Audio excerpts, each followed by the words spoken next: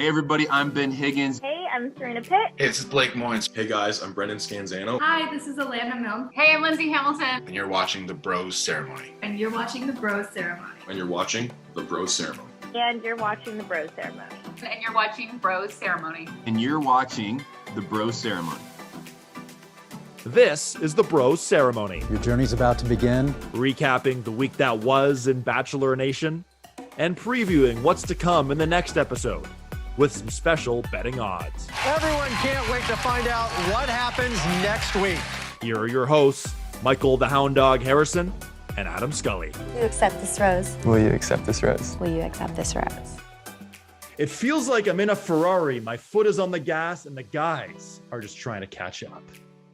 Hello and welcome inside episode 37 of the Bros Ceremony podcast. Adam Scully alongside Michael the Hound Dog Harrison. Michael, you look bewildered after that opening statement. That was actually from the Bachelorette, which we'll get into. Season 1 in the books, season 2 coming up in just a few hours. But you know, episode 2. Sorry, you said season. I was like, wait, hold on, season. The season's already over. That would have been pretty crazy. Yeah, episode 2 coming out in just a couple hours now, where Michelle's journey to find love continues. We'll dive deep into that in just a little bit. But like last week, I asked you how you're doing off the top, and so far right now, it's been a pretty dreary day in Toronto. How are you today? I'm glad you asked, Adam, because I am feeling absolutely peachy keen and amazing, and so happy to do this podcast so I can go on a few rants here, probably stemming from the fact that my Seattle Seahawks are now a 2-5 football team. They've lost 3 games in a row in which they had the damn ball in the hands of the backup quarterback, Geno Smith, to have a chance to win the game. In 3 straight games in prime time, they hadn't lost 3 straight at home in like a bazillion years. They never lose. I don't think they actually ever lost 3 straight since Russell Wilson came to Seattle under Pete Carroll ever. Now they've lost 3 in a row. Geno Smith, so many dumb Seahawks fans were happy to have him playing over Russell Wilson. Makes no sense. They lost again because of him and dumb penalties again. So I'm pretty fired up about it, as you could tell, as I was last week. So I'm very excited to do this podcast with you right now, Adam, so I can let all my anger out and my aggression out right now on this podcast. I'm not happy and cheesed, as you can tell. Now, I'm not sure if this is going to make you happier or sadder, but more sad. I did not watch a single frame. I didn't even know the Seahawks lost, to be honest with you. Yeah. You're better off for not watching the game. It was an absolutely horrendously putrid game, 13-10 final. It was honestly, objectively, a horrifyingly terrible football game. It was really bad weather there as well. Missed field goals galore for Seattle. Dumbass penalties, like I said. Just a lot of stupidity, and they lost in the last, again, like Geno Smith sacked so many times. The guy's a terrible quarterback, and, he's a backup. It's fine, whatever. But, yeah, Seattle fans who are like, oh, let's get rid of Russell for this guy. No, stop talking right now. I mean, I wonder if Geno Smith was spending time watching Bachelor in Paradise Canada, preparing for the game on Monday evening. Maybe he streamed it somewhere. But, Michael, there's no way to segue from this, so I'm just going to go right into it. A bit of a sharp segue here. Bachelor in Paradise Canada. You know what? It's been a couple episodes in, but finally, we saw the first ever rose ceremony in Bachelor in Paradise Canada. And who gave out that rose? Our very good friend, Brendan Scanzano. Yeah, he's obviously the first one to give his rose to Ileana, which started off a really, really interesting rose ceremony for the first one. And I must also say, before we get into that rose ceremony, we talked about before the theme song, not obviously as good as the American Bachelor in Paradise. Not as good, of course. It's starting to catch me a little bit, I must say. Your thoughts? No? I still miss Almost Paradise. Obviously, that's perfection. But yeah, I miss it so much. But you know what? You mentioned in that rose ceremony some drama, some shenanigans. And, Chris had a rose, gave it to Stacy, and that's where things took a turn. So yeah, obviously Stacy accepted his rose, but she made it very clear, good on her, to be like, Chris, sorry, yes, I'll take your rose, but I'm not interested in pursuing something romantically with you going forward. To which got me thinking, how good of a twist would this be? I don't even know if if he'd be allowed to do this or not. If he gives her the rose, she accepts it, says her spiel, and he takes the rose back and then gives his rose to Caitlyn. That'd be amazing TV. I don't know if that's allowed to happen, but how good would that have been? I mean, that would have been jaw-dropping. They might have had to cut the commercial break right away. That would have been crazy. I would have loved that. I mean, So on the good. beach would have been awkward, but that would have been hilarious. And of course, also, as we've discussed, the start of the show, the first couple episodes, Lisa, she was looking like she might be in danger of not getting a rose. And then David, as we predicted, or I should say, I predicted, I think you did as well, that she would get a rose from David and that he would do it to try to save face. And that's almost the exact line verbatim that she said on the show, which was hilarious. I love that dynamic duo. Like, I think it's really entertaining that they're, obviously there's some history there, but they're going back and forth. And I want to see more of that story. Who knows? You never know. As time goes on, maybe they'll find love with each other. You just never know, Adam. And as you like to say, only time will tell. Yeah, seriously, only time will tell with that. And like Lisa had a common role, I guess you could say, throughout this episode, because after the rose ceremony, 3 new guys arrived on the dock, and Lisa took the role of immediately taking them aside, almost for a tour, almost taking them aside a little too quickly. Some guys on the beach are sort of, hey, Lisa, maybe pump the brakes. She got sort of friend zoned, I found, throughout the episode. Do you find the same thing? I think it was I can't, man, I'm really bad with knowing names right off the hop. The third guy, Josh, the fitness model. Yes, yeah, he is obviously let's be honest, a beautiful, beautiful man, such as yourself. But yeah, they seem to be bonding there. So I thought maybe that was her potential in there.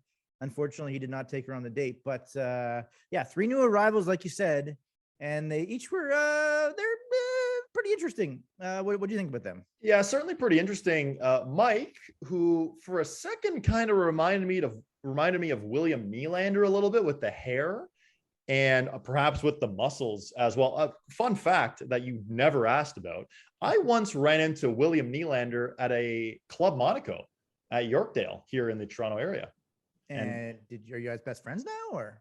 I'd say he is one of my best friends. Yeah. Just one of your best friends.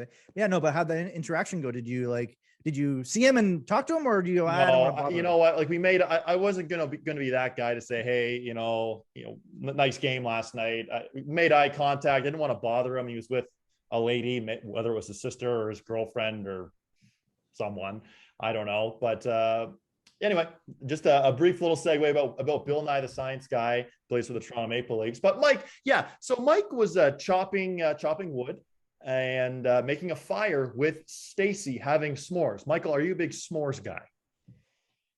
To be honest with you, Adam, I haven't really had that many, although you might look at me and not think that. But I have. I could probably use a few less s'mores, is what I'm saying. But no, I have. They're fine. They're pretty decent. But I'll tell you one thing I know for sure: me chopping that wood, I would be nowhere close to as good as Mike was. That'd be a disaster, I'm sure. Yeah, I think I'd probably chop one of my limbs off if I tried to do that. It'd be a bit of a terrifying prospect for me. Another one of the new guys was Alex. We've seen Alex before on past seasons of the Bachelorette, of Bachelor in Paradise. The guy has great flow. And one thing I found very funny was when he took Kit on the date, and Kit said, Alex, you have great vocabulary. Mm-hmm. Is this something, Michael, that you have ever been told on, whether it's been a date or a dating app or anything? Have you ever been told you have great vocabulary? I mean, if I have, I certainly don't recall the last time that has happened. I would like to think my vocabulary is invigorating and have some scintillating words in there, but I hope he dropped one of my favorite all-time words when he was talking to Kit. I hope he dropped the word lascivious. I just find that's a great word for sure. But no, I don't recall the last time anyone has said that I have great vocabulary, but I will say I have many weaknesses. Vocabulary is one of my strengths, Adam. I think vocabulary is a great strength of yours, Michael, if I were to be honest with you in that. And what you said, lascivious? Lascivious, basically, yeah. And what's the definition of that? It's that's a great question. It's sort of somewhat sexual in nature, sort of like a sultry, kind of sexy type of thing or whatever. Oh. Let's go with that. Something along those lines anyway. And speaking of vocabulary, though, I would be remiss if I didn't bring this one up. It could have perhaps been the way she said it when we were talking about Stacy and Mike by the fire there. And by the way, Stacy seemed like she'd be just awesome girl. But I think she said, I'm almost certain, instead of saying embers in the fire, I'm almost certain she said ambers. And I was like, oh no, not so good. Did you hear that? Not top of mind. I'll have to go back and watch the game tape as our past guest. I listened to it 3 times. And I'm like, yeah, it sounds like Ooh. Amber's. Yeah. Okay, so if you listen to it 3 times, yeah, you can probably see that. Now, Michael, I'm going to throw you a bit of a curveball here that we did not prepare at all, but it just reminded me of one of the facial expressions you just gave. And something else that was released this week was episode 1, season 11 of Curb Your Enthusiasm. We're both massive fans of the show. You kind of look like Larry David, kind of like, yeah, you're sort of giving a Larry sort of vibe off. If you want to, if for those who haven't seen it or have seen it, what did you think of episode 1 of Curb Your Enthusiasm? Before I get to that, let me give the exact definition of lascivious: Wait, feeling or revealing an overt and often offensive sexual desire. Oh, I didn't realize the offensive part of that. Whoa. He in a sentence, he gave her a lascivious wink. The Curb Your Enthusiasm episode. I think we've talked about this before, different times.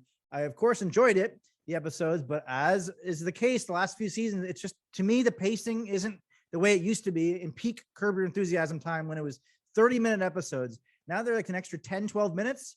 The pacing is just slightly off. So there's definitely some really good moments in the episode. We won't spoil too much if you haven't watched it. Obviously, very much still worth a watch because it was fantastic, but it's just not quite peak Curb Your Enthusiasm. And also, I was reading a story. I don't know if you saw this tweet of mine. Did you know? Well, no, maybe you didn't see it. How old do you think Susie is, Jeff's wife on the show? I did see her tweet, and I was actually quite amazed. So she's 66 years old. I honestly would have thought 20 years younger. So amazing, great on her for sure. But yeah, I enjoyed the episode of Curb. It's still not quite peak Curb Your Enthusiasm. How'd you feel? Yeah, same. I was watching it with a Bros Ceremony super fan and past guest of the Going for Broke podcast, Chris, who we both know very well, and we were watching it together, and we sort of looked at each other like, that was pretty good. There's some moments, but like you said, yeah, it was like 37, 38 minutes, maybe a little too long. Of course, there was some COVID humor in there. Larry's going to have a bunch of that throughout this season. Looking forward to that. But Sunday nights are really set up well. Now, if you're watching live, Bachelor in Paradise Canada, 8 p.m., and then Curb Your Enthusiasm at just after 10:30, but started about 10:37 this time around on HBO or Crave, wherever you're watching it, which is still a little strange. We'll have more on Curb Your Enthusiasm, of course, as the episodes progress, because we both love Larry David. And Larry David loves to get in drama. He loves to start kerfuffles and arguments with people. And that happened a few more times on the dock on Bachelor in Paradise Canada with Kamil and Vay and Joey and Cowboys. And, it just seems some drama was waiting to happen as Kamil kept saying, it's too quiet here. It's too quiet on the beach. It almost was like he was trying to start something with talking with Vay. What'd you think? Well, I must say, Adam, your segue game is just getting stronger and stronger and stronger. Like, I'm loving every single one. I'm like, oh my God, this is brilliant.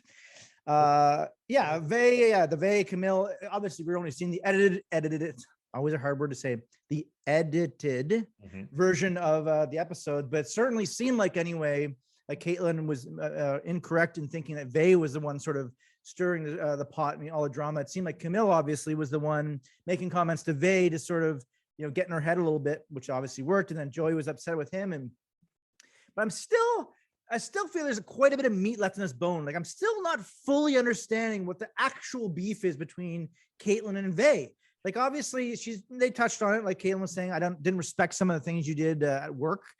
But you would think, I said, Adam, I don't respect a lot of the things you do at work, which is actually the truth. Maybe this is therapy right now. This is true feeling. Adam, I don't respect you at work a lot. I would think you would say to me, well, what did I do wrong? What didn't I?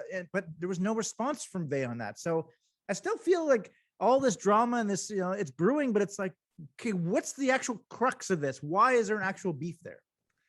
I mean, I think the best solution for that, for all of the viewers of Bachelor in Paradise Canada, to really dive deep into what's really going on between Vay and Caitlyn, is for them to both join us right here on the Bros Ceremony, where we'll dive deep into what is the rift between Caitlyn and Vay. We'll have a whole, maybe make it a trilogy. It'll be like 4 hours long, make it a couple parter. And maybe I think that's the best way to do it. Oh, I'd love to have, not to brag, but I will brag a little bit. Been DMing. I was just going to actually do my version of the I'm vulnerable. DMing Lisa and David, and obviously there seem to be at different ends of the spectrum as they are on the show here. I think we should do back-to-back episodes I think it would be best for David to say his side of the story, because then Lisa will have an amazing comeback because she's awesome with her commentary. It'd be great to have back-to-back perspectives. So I mean, you could pretty much that's going to happen is what I'm trying to say. Hopefully. Yeah, stay tuned to future Bros Ceremony episodes here, where we could have many of the cast on Bachelor in Paradise Canada. Now, and before we turn the page and talk about the Bachelorette, there was one more new guy, Josh. Yes, the fitness model who we were talking about earlier. And again, Lisa took him aside. That didn't last. It seemed like they had some stuff in common, yada, yada, yada, whatever. And then Angela. So Angela and Brendan M had been vibing, and then Brendan M was vibing with Stacy. And then Josh takes Angela on the date where they're on this like water trampoline, which seemed like kind of fun, but dangerous at the same time. Ended with a smooch. I'm not sure, Michael, did you see the preview for next week's episode or coming up later this season? I did see the preview. Yes, absolutely. I think I can be honest with you, Adam. I liked being honest with you. You know, I don't recall. Oh, yes. So it wasn't actually perfectly clear, but it certainly seemed like our boys, Scansy might be in some drama here in the next couple episodes. I think, but it wasn't super obvious. I'm sure it must be. Were they implying that or saying basically Ileana made it with was it Jeremy or someone? That's what it looked like. I mean, it was definitely a woman with blonde hair. I think it was Ileana, and then it cut to a quote or a shot of Brendan Scans saying, "I'll leave right now. I'll leave tomorrow."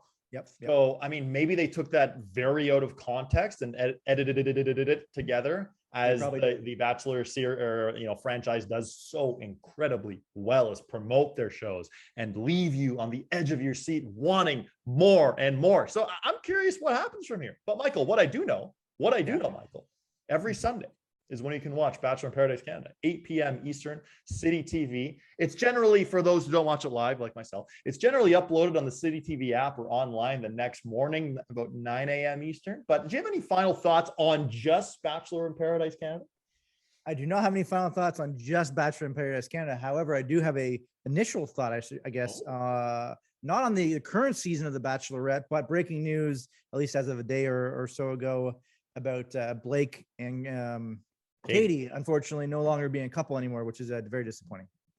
Yeah, it just, you knew it was going to be hard given the, where they both live, given that we're still in a pandemic. I know people think it's over. It's no longer a thing. I'm now triple vaxxed, by the way, which I'm pretty excited about.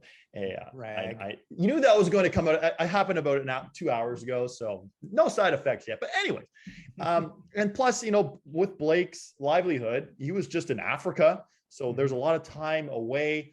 Who knows, Michael? I know like Claire and Dale, they've broken up again for good, but then people on Instagram have seen them together on flight still. So I'm not totally closing the chapter on this love story between Blake and Katie just yet, but it's too bad to see them going their separate ways at this point. It's got to be honestly so incredibly tough. Obviously, if you're just even in the same city as someone, it would be tough to have a relationship for a long time. Or I mean, not tough, but it could be challenging, especially if you have different work hours or whatever. Yep. Then, of course, yeah, like you said, you add on the fact that they're in different countries part of the time. And then Blake is in Africa for a little while. She's obviously from Seattle. He's from Ontario in Canada. So that you also put that on the thing. But the toughest part, honestly, has to be just the pressure to stay together, to say you are a bachelor couple that worked out. Like that's got to be enormous, at least for the first few months, to try to like almost, even if you realize really quickly you're not actually meant for each other, that has got to be rough, just basically faking it for a few months on that for that. It is. And obviously we're avid fans of this show. We love the drama. We love the journey to find love. We love the vulnerability that's involved with the show. But, in the end, Bachelor in Paradise over live time is 3-4 weeks, maybe. The actual taping of The Bachelorette and The Bachelor is 7 or 8 weeks. It's a short amount of time to find the love of your life. And yes, we hope things last. And yes, we hope they have kids and a wonderful family and live happily ever after. But sometimes it's just not meant to be, right? It's just, like I said, the pressures of all of the things I already mentioned, and it's just got to be honestly just extremely, extremely rough, especially because Katie, I'm already forgotten the guy's name now. The guy who left on his own accord in the final 3, he decided to leave. Greg. Yeah. So it seemed like potentially anyway, at least going up to that point, she was trying to basically be like, yeah, you're safe. You're going to be gone. You'll be here the next week. So maybe, who knows? I don't know this information, but perhaps Greg was the guy that Katie most wanted to be with. And so, it's like, I don't know. I don't know if it's like, was she settling with Blake, or would she have picked Blake anyway? She might have. So, Yeah. Oh man, there's so many nuances and twists and turns to this. And, it's rough. It's no wonder that there's more couples that make it from Big Brother, even though it's not a dating show. It's a reality game, basically a game show or show where you vote people off, because you live with them for like 2-3 months if you make it very far anyway with them. And generally speaking, there isn't extracurricular activities that happen. So you actually get to know the person and get to know if you can live with them. So there's way more couples that work out from Big Brother than the Bachelor franchise. I'm not a Big Brother guy. Maybe I should become a Big Brother guy and learn more and dive deep into what it's all about. But, Michael, Katie was on Matt James' season. You know who else was on Matt James' season? Michelle. And the season premiere of Michelle's season of The Bachelorette was last Tuesday. Episode 2 coming up in just a couple of hours. We're going to preview tonight's episode. But first, we have to look back 2 hours of, we saw something we've never seen before in Bachelor history, which we'll get into momentarily. But Michelle, what did you think off the top of the season premiere of Michelle's season? Obviously, she's there's not breaking news. It's not a spoiler alert. Obviously, Michelle is an absolutely, beautiful, beautiful woman. And actually, I was kind of surprised. I didn't initially realize this, that the hosts, again, I thought for some reason, Jesse Palmer would be the host, because they had mentioned that he was going to be the host like a week or so before that. Right. You saw the news on Twitter, but no, it was still Caitlyn and Tayshia. What? Again, these names, there's so many names in there, and then sometimes I lose them, unfortunately. My apologies to you, Tayshia, because I know you're watching. But the start of the season was interesting. And I can't remember what guy it was. One of the comments that I thought was funny was that one of the guys said, she wears her heart on her shoulder. And I was like, oh man, nothing makes me laugh. Well, I guess you make me laugh more, but nothing makes me laugh almost as much as people who are wrong in their metaphors and similes. I love that so much. She wears her heart on her shoulder, the guy said, instead of sleeve. Yeah, never quite heard that one before. Maybe a slip of the tongue, if you will. But, you mentioned Jesse Palmer. So he is going to be the host of the next season of The Bachelor. And have we spoiled who the next Bachelor is on the show before yet? We have not. Let's say that's not mentioned in case someone does not know. But yes, yeah. I was gonna say, like, in terms of guys we might pick to win this or to win the season, win Michelle's heart. We already know one of the guys who won't, because they've already made mention of who the next Bachelor is. And I've often thought about that. Like they did that. They've done that on previous Bachelor in Paradise seasons, yep, where that was still going on. They already named the Bachelor, so clearly he didn't find love on the Bachelor in Paradise. It's sort of weird, but I guess their thought is you get more people talking about it, which is a better thing. And if no one really cares if they get spoiled, or maybe you want to see the person, why did they not work out? It just seems weird to me that they would. We already know one of the guys who will definitely not be winning the season.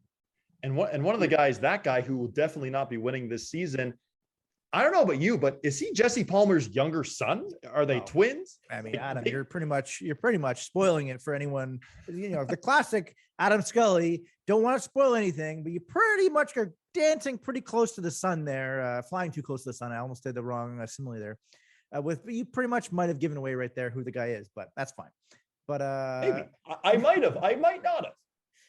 I love how I was just ripping people for not having the correct similes. And I just started doing one myself, which was really, really I wasn't going to mention that you just messed that up egregiously, but you know what, you just did. So we'll go from there. But Michael, this episode was full of twists and turns. Your usual walkouts and people showing up with weird sort of gimmicks and trying to get the attention of the lead, who at this time is Michelle.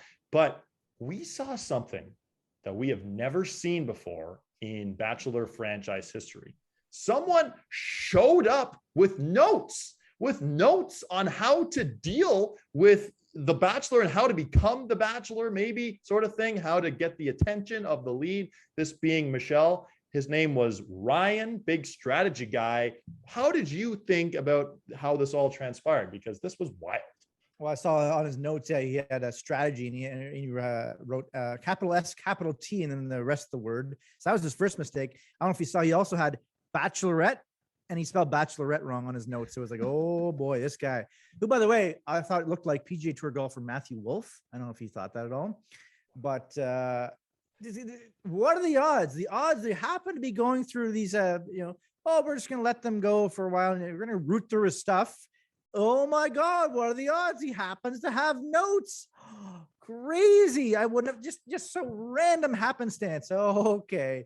Obviously they knew that beforehand. So I find it weird that they wouldn't have waited for like 2 or 3 weeks or something and then had the big reveal, say she really got into him, and then boom, all of a sudden.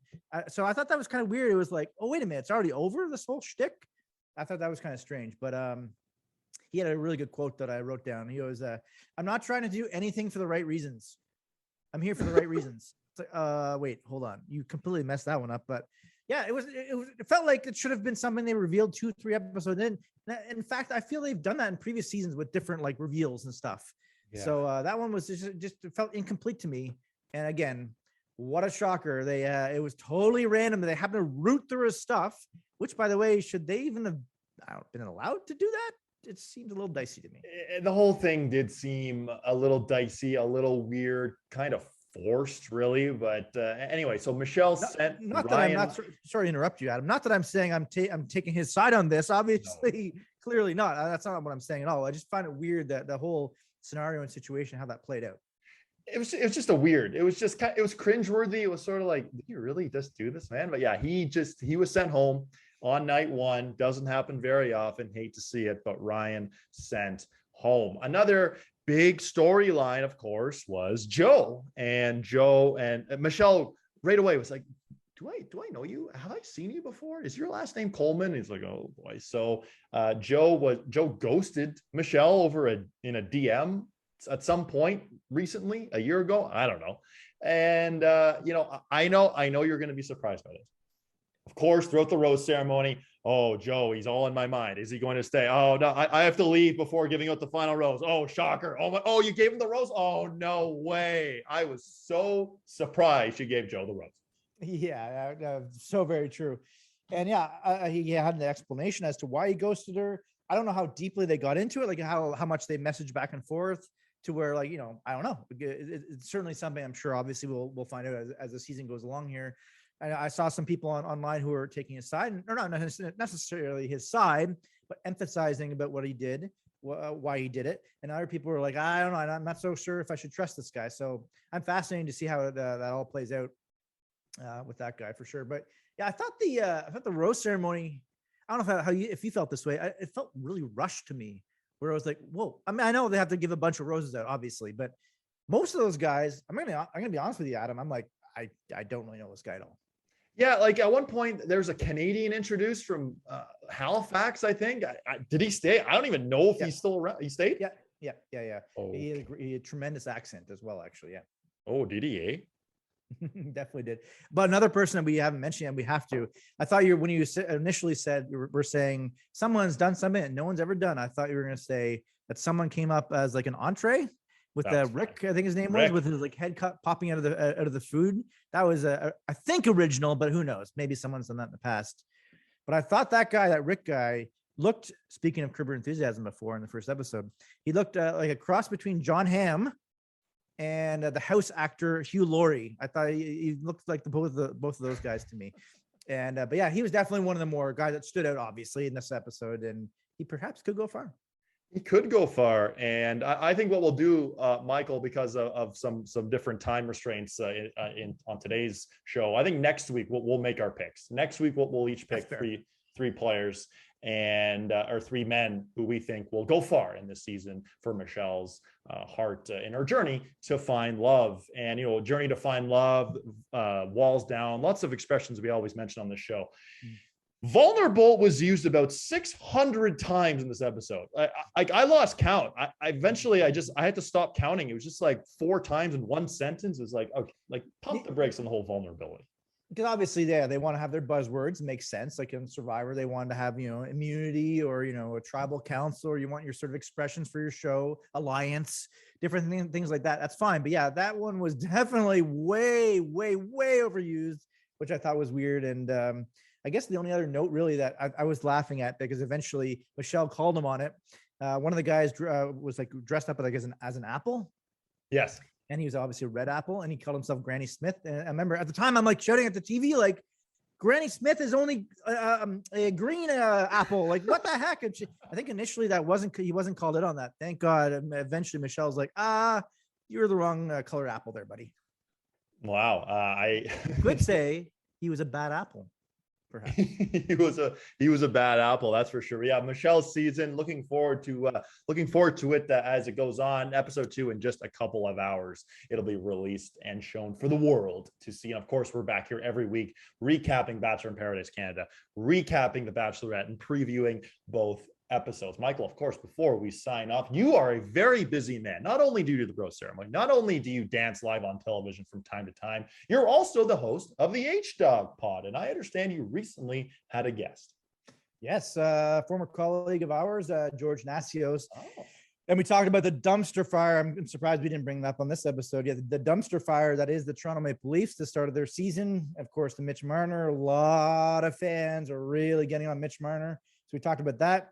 He's been a big Atlanta Braves fan. So we touched on the fact of how they got there with Alex Anthopoulos, former GM of the Blue Jays. Also discussed whether or not he hates the Astros for cheating. It's one of those things where, they won the World Series, but I feel every team cheats. So I was sort of figuring that out. And as I did off the top of this podcast, I was railing about how the Seahawks just inventing new ways to lose at the end of all these games.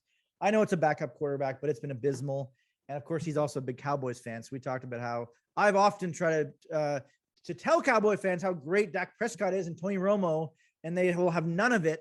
And I think I finally convinced him and hopefully some other people that, yes, Dak Prescott is a really good quarterback. So we talked about a lot of baseball, hockey, and football, which was great. You can find this 74. You can find this jam-packed episode 74, the Alexei Yemelin edition of the H-Dog. I can't believe I came up with that so quickly, by the way.